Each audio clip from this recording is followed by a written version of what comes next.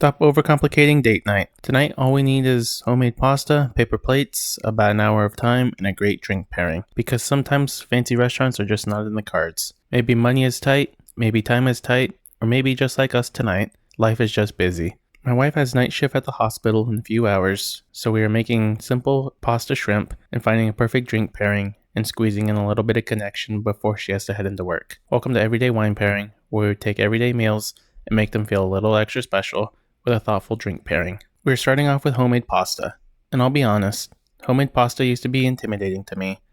I thought it was one of those things that only serious cooks knew how to make. But after taking a cooking class on vacation in San Diego, it completely changed how we cook at home. Now this is our go-to recipe because it's simple, quick, and honestly, pretty hard to mess up. The recipe is easy to remember. 100 grams of flour to 1 egg equals 1 serving. You can use 100% all-purpose flour, but I like to do a 50-50 mix of all-purpose flour and semolina for a little bit more texture. For 2 servings, I'm using 100 grams of all-purpose flour and 100 grams of semolina flour and 2 eggs. Once it's weighed out, I give it a quick whisk just to combine everything. Then onto a clean countertop, I use my fingers to make a little well in the middle. That way I can add 2 room temperature eggs. Room temperature eggs help make the dough a little smoother and easier to work with. Then I break the yolks with a fork and slowly start pulling in flour to the center. Once it starts getting a little messy, I switch to a bench scraper to keep chopping and folding until the dough comes together. Then it's time to get your hands involved. Knead the dough until it's smooth. If it feels sticky, add flour slowly and a little at a time. You can always add more flour, but you can never take it back out. Once everything's together, I let the dough rest in a covered container for at least 30 minutes. And this is a perfect time to talk about drinks. Now this series is called Everyday Wine Pairing, but today we're not actually drinking wine. Since my wife heads into night shift later, we wanted something non-alcoholic. But just because there's no wine, doesn't mean that wine principles stop mattering. I like to think if pairing logic works for wine, it should work for almost anything else. So let's think about this meal. Tonight is basically shrimp Alfredo, creamy sauce, pasta, and seafood. And if I were pairing wine, I'd probably want something that has high acidity, something refreshing, and maybe citrus notes.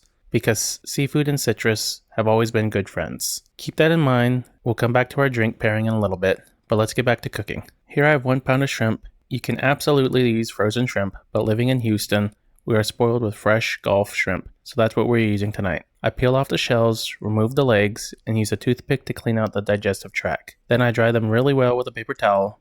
Moisture is an enemy if you want good texture and good coating of the seasoning. For the seasoning, I like to use a bowl that has a lid because it keeps things easy and mess-free. With the shrimp in the bowl, I add a little bit of olive oil, then salt, then pepper, and some Kinder's butter and herb seasoning. Then I put the lid on and give everything a good shake. If you did want to go the traditional wine route, here are a few options. First, a California Chardonnay works really well here because the creamy texture matches the sauce, but the acidity also helps keep things balanced. Next, a nice fresh young Sauvignon Blanc also makes sense. They have bright acidity and great citrus notes that pair very naturally well with the shrimp. Or honestly, if you want something different, you can go bubbles. Those are also hard to beat. Cava, champagne, or even a nice fresh young pet nat. The acidity and fizz will help cut through the rich and creamy sauce, but tonight we're going a little bit different. And we'll get back to that in a little bit. Right now we have to work on our pasta. After the dough has rested, take it out of the container and cut it into quarters, and then flatten each piece. You'll want to make sure that you dust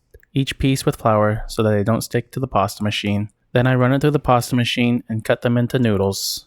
We usually like thick noodles, so I'm going to cut them into wider noodles. At the same time, I have salted water boiling on the stove.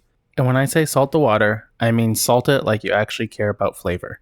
Fresh pasta cooks fast, usually about 60 to 120 seconds, so this is not a time to walk away and scroll on your phone.